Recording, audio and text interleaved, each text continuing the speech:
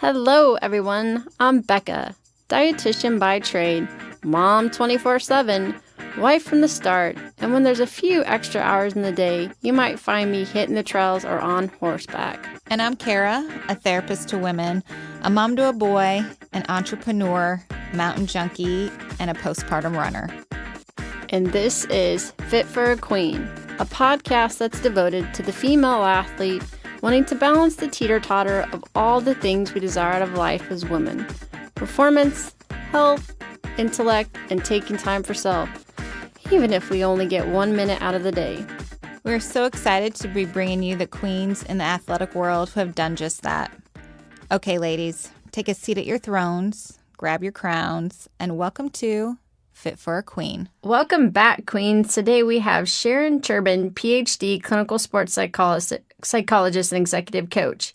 She created Amplify Wellness and Performance in 2008 to bring together her clinical psychology specialties of working with high-performance athletes and executives, as well as treating clinical eating disorders.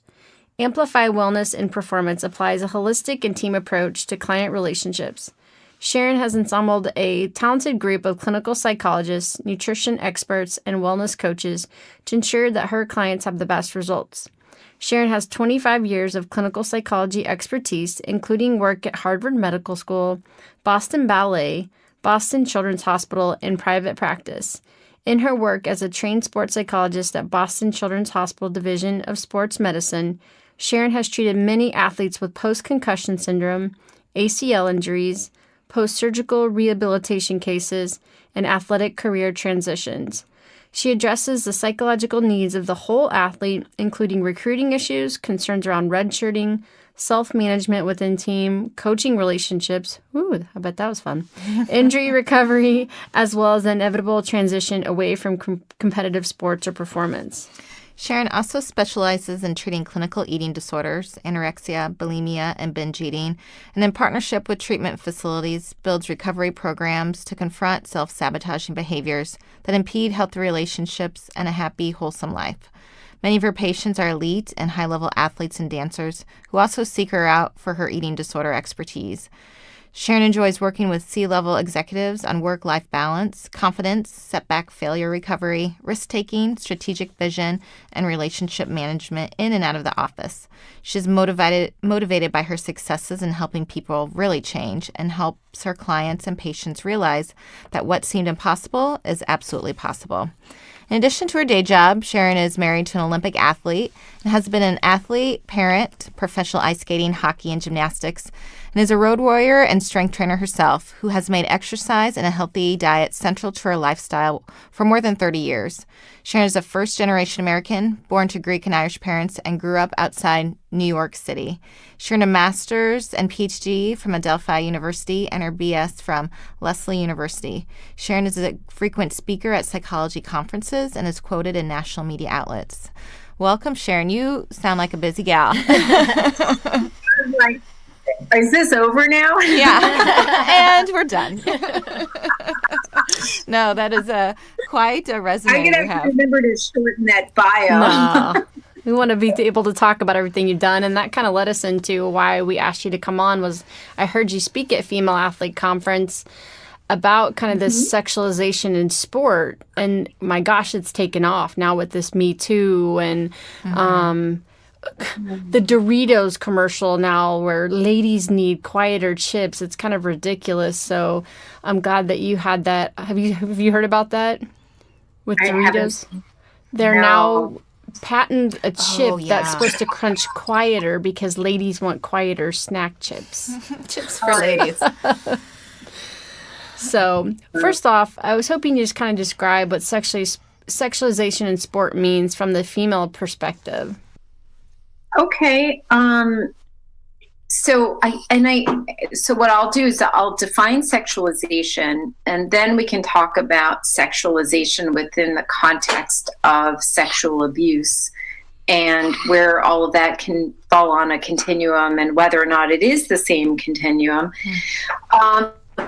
It refers to when a person, male or female, is valued for what they look like and for their potential use as a sexual object. So if we see, when I did research for this topic for the Female Athlete Conference, I went onto YouTube and I was scouring, for images. And now when I go back to YouTube, I constantly see volleyball girls as videos that I should watch because YouTube thinks that that's what I'm interested in. And so the proliferation of even how something like YouTube might sort through one search that I made for research purposes, there clearly seems to be a demand to look at athletes, male and female, for their sexual properties. Men can be sexualized too. And that would be, the answer there would be yes as well. Mm-hmm. Right. Do you feel that this has always existed in sport, or is it just now starting to increase? I went back to my talk and remembered that I started the presentation with tracking what women look like, what female athletes look like, uniform, and even just winning the right to compete back starting in the 40s. And there are some really good historical anecdotes conveying that, women were criticized for even being athletic. And I'm not sure that sexualization of female athletes or women who were wanting to be athletic early on, those were not sexualized women probably of the era. Maybe the contrary. Certainly over the last 30 years, clothing has changed, focusing in on women and the value that women sort of provide. Sorry, that's my computer. Telling me I have messages. There's certainly been an increase in of women in sport over the last 30 years. How do you think that's translated now? So you're talking about volleyball, and I think of my sport was basketball. We had these huge baggy shorts and tops, and now even that, we're seeing all of a sudden the straps are become smaller on the uniform, and that's just basketball. Can you talk a little bit more about that in specific sports? So what I would also say is we have this which the American Psychological Association sort of came out with a position paper on, is that within the culture there's sexualization of athletes. Then we have the developing athlete going through the normal adolescent phases of trying to figure out who they are. And so then there's a process called internalized sexualization where, for simplicity's sake, let's just talk about girls today, but girls then identifying with sexualization. And so some of the, rolling down of the top of baggy shorts or tying a knot so that there's belly exposure, in a really baggy, jersey. Athletes are sometimes driving the sexualization coming from the outside. And so the problem with that is that there's been identification that I'm valued, or I can raise my status if I look sexier when I'm playing basketball. And we have models like Lindsey Vonn, who poses in very provocative ways, and she's one of the highest paid athletes for endorsements. And so and I remember an interview with Allie Reisman posing nude after the Rio Olympics, and just a conversation, and I'm not landing one way or the other, where she basically said, isn't this body confidence that I can just pose nude and celebrate what my body looks like? And I think it's this ongoing conversation as to where do we draw the line of the end of sort of objectification, and where are we celebrating the body? And if you get paid to do that, is that objectification? And shouldn't women make as much money as men do, and men don't have to take off their clothes to basically make these kinds of endorsement dollars? So now it's being driven both ways. Athletes self-identify and do their own self-objectification, and that's probably also driving the change in uniforms. Right. I thought about that they had a picture of Tom Brady going in for the Super Bowl, and he had this really nice jacket on, and they were talking about how GQ he looked. And I was like, how often would we see that with female athletes where they're like in professional attire? No, it would be them in their half-naked uniform. Right. That's what would end up making it on social media. So such a double standard. Yeah, like I do. I think I saw one of those images as well. I think he was stepping and he looked so slick, right? Mm-hmm. So he gets valued for just like his high-end, very polished look. And there was side by side on somebody's Instagram of the other quarterback and like how he dresses, and say that who they are. And I guess even though they have clothing on, there's still some objectification of anyone who's in that sort of public light. Who they are as a person is as appreciated, and it's more of a projection of what people think these people's lives are about. Mm-hmm. I'd like for you to chat about that a little bit more. Why do you feel these powerful female athletes are feeling the pressure to fit into these societal ideals? I think some are and some aren't. I think some are, I think about like the Venus and Serena, where they have battled so much criticism for maybe not being that typical female athlete that is easy on the eye kind of thing, or the model of female that tends to be supported, and yet they went sort of out of their way to brace their strength, their beauty, sort of defying some of what the cultural standards and norms are that would be held for female athletes and tennis players, who can also run the risk of being sort of underweight or needing to kind of stick with a rather slim build. There's certainly been controversy within tennis circles about what female tennis players are supposed to look like. And so examples of some women who work really hard to fit in within these societal norms. And since I am not a private consultant to someone like Lindsey Vonn, I can't really say what makes her identify with those ideals, except I think that we're in a culture that if you have a window of time to make a certain amount of money, and you're a professional athlete, and this is your way of doing that, it seems like a business decision in a lot of circumstances. Very true. I'd like for you to talk a little bit more about what you were saying about sexualization and now us talking more about sexual abuse in athletes. Do you feel that it is kind of on this continuum or related at all?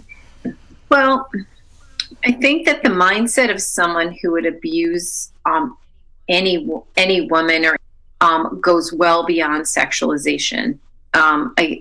Yes, it is definitely seeing these young patients of Dr. Nassar's as a potential sex object. And so embedded in that kind of abuse is definitely objectification. But that kind of pathology or sociopathy that led to the actual behavior that was sexual abuse, it just takes it to a completely different place. So it's not just maybe looking at someone or a transaction being somewhat objectifying, or the prettier girl gets pardoned from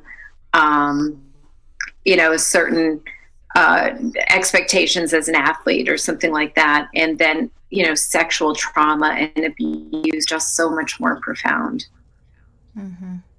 Yeah, absolutely. Well, I even think about the stereotypes of sexualization that occur in sport, like how certain sports, they believe it tend to be homosexuality that's more in that sport. I mean, it's kind of crazy, all the stereotypes that people have to pin on the athletic community. Yeah, and now I think we're going to be developing a whole new way of thinking about where the trans fits in, and just how one's sort of either gender identification or sexual identity, how should it even be relevant to the way that someone gets evaluated as an athlete? And yet it has to be part of the conversation as there is a new category of athlete that's going to be legitimately integrated into teams. Very complicated.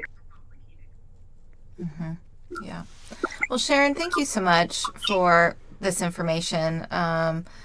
So needed right now. And we like to end every interviewee asking our interviewees how they live out the Phit philosophy. So how do you sort of balance all of the things we kind of talked about in the beginning, performance, health, intellect, and time for self? So how do you find all the balance in your own life? I have this beautiful gym right at home, like right below where I'm working. Nice. And staying fit and exercise has never really been one of those things that I have to push myself to do. It's just something I really enjoy. Over the last year, I've enjoyed sharing my Peloton bike with my 78-year-old mother. Schedule who's going to get down here first in the morning. While I did inspire her years ago to get on a spinning bike, she is also an inspiration that she continues to live her life at her highest functioning capacity. And so that's been a fun intergenerational experience at home as well. I bet so. And I love working with high activity people, which that I'm sure that comes through in whether it's a highly active executive or the athletic population. Just really identify with people who like to do the things that they like to do. And so I've always been sort of a fan of passion. Oh, I like that. Well, we know you'll be watching the Olympics closely, because I'm sure you probably have a couple athletes in it. So. Well, we have Olympics. Our winter guys are invited to this weekend, Saturday night. Just head out to Boston. Oh, fun. Yeah. Well, thanks for coming on, Sharon. It was a pleasure, and hope you have a great snowed-in day. All right, thanks, guys. Thank you. Thanks, Queens. Thank you to our sponsor today, Sentimano Counseling. Sentimano Counseling is the premier perinatal mental health practice in Kansas City, treating mood disorders during pregnancy and postpartum, perinatal loss, infertility, eating, and exercise disorders. Go to sentimano.com for further information about the practice and services. For additional information on today's topic and guests, follow us on Facebook, Twitter, and Instagram at Fit for a Queen. And hashtag Fit for a Queen. Don't forget to rate us on iTunes. We can't wait for you to join us next time on Fit for a Queen. Bye, Queens.